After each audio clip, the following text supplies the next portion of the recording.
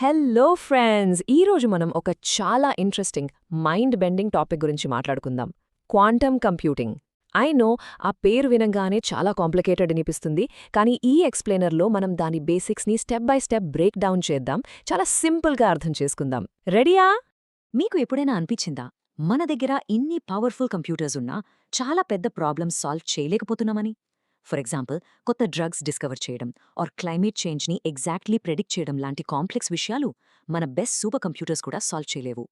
So మరి దీనికి solution ఏంటి? రైట్, అక్కడే క్వాంటమ్ కంప్యూటింగ్ పిక్చర్లోకి వస్తుంది. సో అస్సలు ఈ క్వాంటమ్ కంప్యూటింగ్ అంటే ఏంటి? బేసిక్గా ఇదొక కంప్లీట్లీ కొత్త వే ఆఫ్ కంప్యూటింగ్. మనం రెగ్యులర్గా యూజ్ చేసే కంప్యూటర్స్లా కాదు.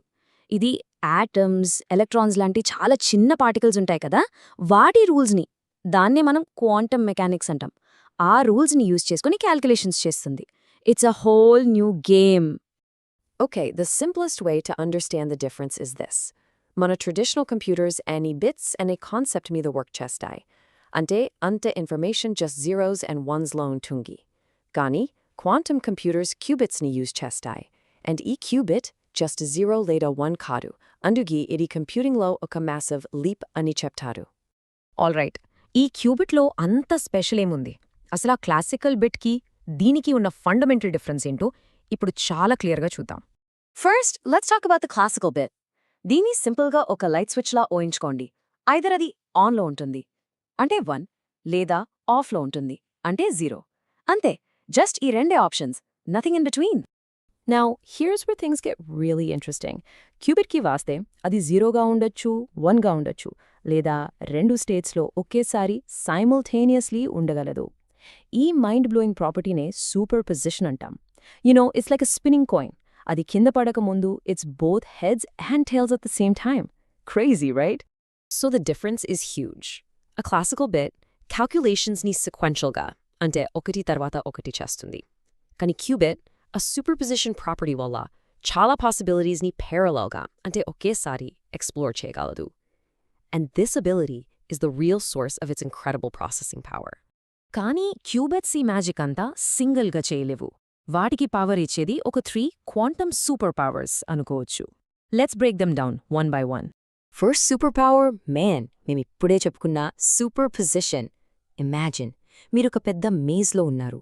క్లాసికల్ కంప్యూటర్ ఒక్కో పాత్ని ట్రై చేస్తుంది, కానీ సూపర్ పొజిషన్ వల్ల క్వాంటమ్ కంప్యూటర్ అన్ని పాత్స్ని ఒకేసారి ఎక్స్ప్లోర్ చేయగలదు.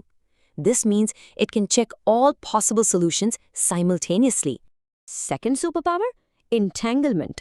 ఇది ఇంకా చాలా స్ట్రేంజ్గా ఉంటుంది. 2 క్యూబిట్స్ని ఎంటాంగిల్ చేస్తే అవి 2 ఒక ఇన్విజిబుల్ థ్రెడ్తో కనెక్ట్ అయినట్టు బిహేవ్ చేస్తాయి. ఒకటి చేంజ్ అవ్వగానే అది ఎంత దూరంలో ఉన్నా సరే రెండోది కూడా ఇన్స్టెంట్లీ ఇమ్మీడియట్లీ చేంజ్ అవుతుంది. Even Einstein was so puzzled, he called it spooky action at a distance.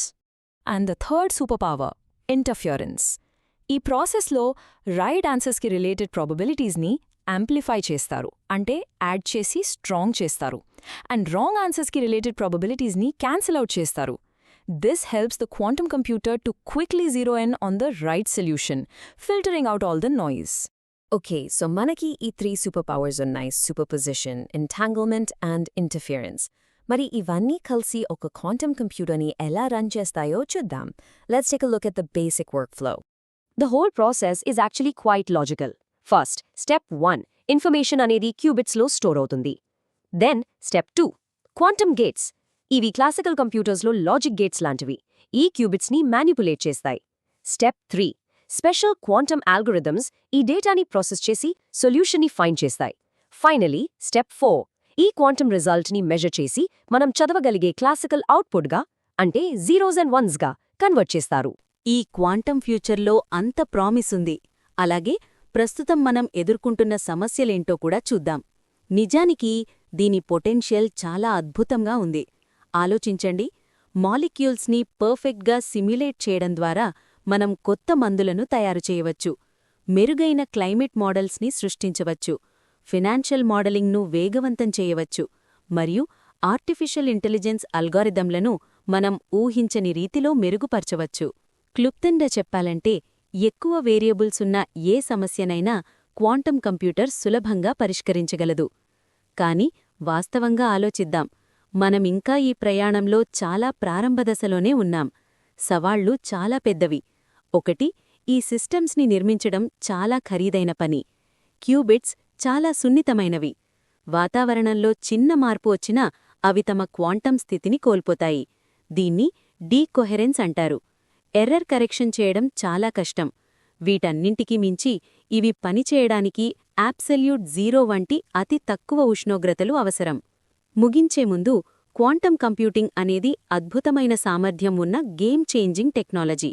కాని ఒక చివరి ప్రశ్న: షోర్స్ అల్గోరిథం వంటి క్వాంటం అల్గోరిథమ్స్ ఈరోజు మనం వాడుతున్న ఎన్క్రిప్షన్ను బ్రేక్ చేయగలవు. మరి పవర్ఫుల్ క్వాంటం కంప్యూటర్స్ వచ్చిన తర్వాత మన డేటా నిజంగా సురక్షితంగా ఉంటుందా? ఆలోచించండి.